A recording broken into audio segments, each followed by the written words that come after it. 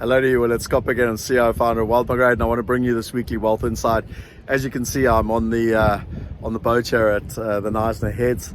Absolutely magnificent day with the sun setting in the background there. And I wanted to bring you this weekly wealth insight. You know, it's a story that I was reminded by when talking with our shareholders, our wealth partners this week. And it's by Simon Sinek. And it literally is why Apple beat Microsoft.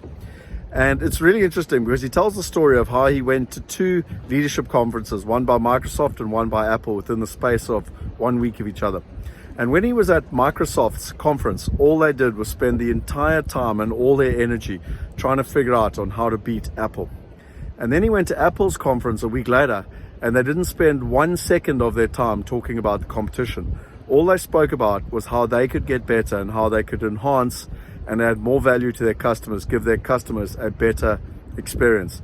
And he tells the story where he got into the car with an Apple executive. It was, one of the top 12 people to have started at Apple.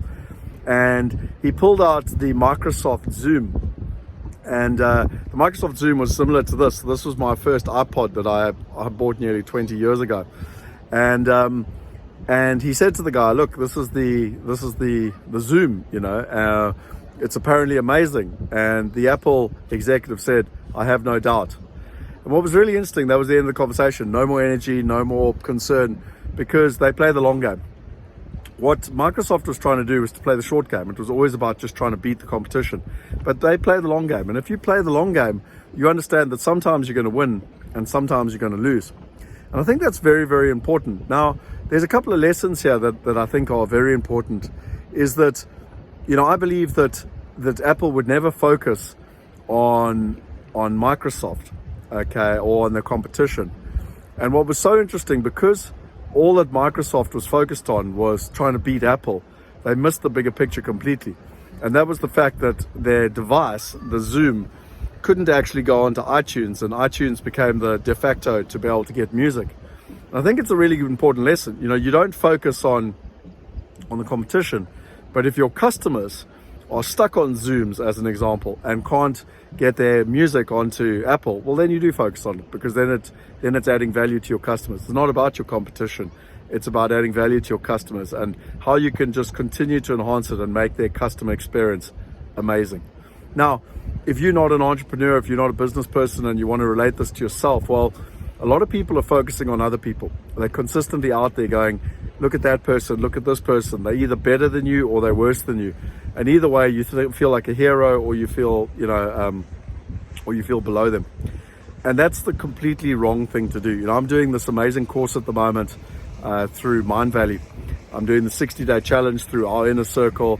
I'm doing an eating, healthy eating plan. I'm doing an exercise regime. I've given up alcohol for a period.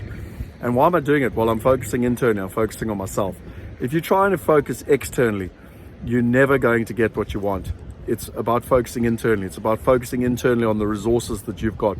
So whether you're a company like Apple, where you focus internally on the resources you've got and how you can provide an amazing experience to your customers, or whether you're an individual, it's exactly the same metaphor. And so I think it's a great lesson that we can learn from Apple in the story. Just by the way, the counter story to that, which I think is also really important, is that when Nutella, and I can't get his name right, but the new CEO of Microsoft took over, he changed the tune, and it's no longer about taking on the competition. It's about being part of the future. And, Microsoft shares have gone through the roof. And as an example, during this COVID time, Microsoft Rooms have had massive adoption amongst the corporates. And that's someone that didn't focus on their competition anymore. They focused on the long-term trends. They focused on where the world was going. And they focused on creating great products that their customers would love. And so my challenge to you, my wealth insight to you is, how are you adding value? Whether you're a one-man band and you're an employee and you're adding value in your job, or you're an entrepreneur or business owner, how are you adding value? And in your own personal life, are you focusing internally or are you focusing externally? If you're a business or even an employee, are you focusing externally on how to beat someone else, or are you focusing on yourself and how you can truly take yourself to the next level? And there's so many resources. Click below if you want some of them on how to improve yourself and have a step change. How do you 10x yourself, in this process? Anyway, that's Scott Pickens signing out from this magnificent view. I'm going to sit here and chill and just enjoy it for a while now. If you did enjoy this, like the channel, subscribe to the channel, and please share it with your friends. We want to empower brilliant people. We cannot do it on our own, and the only way to do it is to share the knowledge and the insights. Because, you know, why reinvent the wheel? The fastest way to success is to copy successful people. We've all got access to the knowledge. Now it's just about taking action and doing it. Cheers.